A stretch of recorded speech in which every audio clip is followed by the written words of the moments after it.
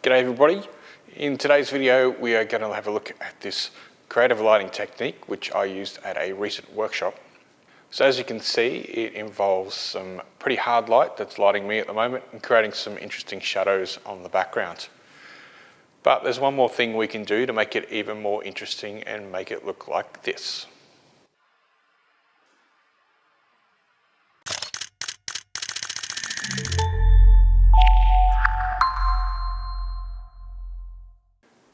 Okay, so you may be thinking, yep, you've just thrown a blue gel onto one of the lights, or I'm using an RGB LED to achieve that blue effect, but that's not the case. This is a technique I learnt some 30 years ago back at art college, and back then it involved using tungsten balanced film and using a combination of a tungsten light on the subject and using daylight in the background. So with digital cameras, it's just a matter of matching the white balance to the main light that's on the subject. So in this case, I'm using a bicolor LED, and I've set the output on that to 3200 degrees Kelvin, and I've matched that in the camera. Now, as our main light that's lighting me here isn't lighting the whole background, I'm filling that background with a daylight balanced light just over here. So in effect, anything that's lit with the daylight balanced light but not lit with the main light, which is set to tungsten 3200 degrees, is going to come out a blue tone. So it's a pretty simple setup, but let's step it back a little bit and I'll show you the lights that I'm actually using. Okay, so this is what I'm using as my main light. It is the WeLight Ninja 400 Mark II, and it's a bicolor unit. So that means I can dial in the color temperature anything from 2800 up to 6800. So in this case, we've set it to 3200. And as you can see now, we've got quite a warm light on the background, and that is because the color temperature on the camera is actually set to daylight, 5300 degrees Kelvin. On the front of the light here, I've got some old barn doors from an old Lowell tungsten light. I've used this quite a number of times in previous videos, and it's one of my favorite lighting modifiers to create interesting shadows on the background. So it's got an 8-leaf barn door, so you can individually control all 8 leaves and create these interesting patterns.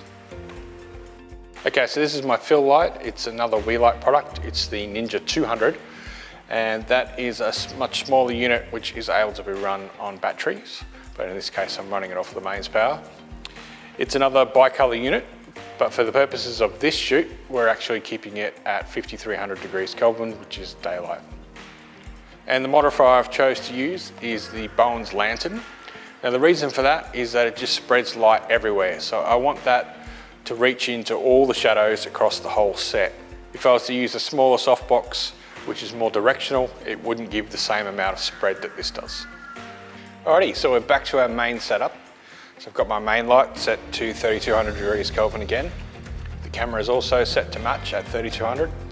And our fill light is left at daylight, 5300 degrees Kelvin. So to achieve this look, all you really need is one bicolor LED. You can have a second bicolor LED set to daylight, or just a daylight only LED as your fill light. But of course you can also achieve this with 2 daylight only LEDs just by placing a full color CTO orange gel on one of your lights. And the same applies if you want to use flash. Just use a full CTO orange gel on the flash head that's going to be your main light hitting the subject, and then just making sure you match it on the camera. So I'm going to leave you now with some behind the scenes footage of the workshop that I ran a couple of months ago using this lighting setup. So the model I used for the workshop was the absolutely stunning Ivana De Lune. She's a burlesque performer and a model based in Melbourne, Victoria, and she was up in Brisbane doing a couple of burlesque gigs. So it was a great opportunity to get her in the studio and have her model for this workshop. And Ivana and I settled on a fetish theme for the workshop. So she chose a fairly provocative outfit, lots of leather, big boots. So I thought a dynamic lighting setup like this was going to suit the theme really well. So thanks for watching. I really hope you learnt something from this video. If you did enjoy it, please give it a thumbs up. Comment below if you've got any questions. If you haven't already subscribed, please do so. It does certainly help me. And until I see you in the next video, here's Ivana doing her thing. Ciao for now.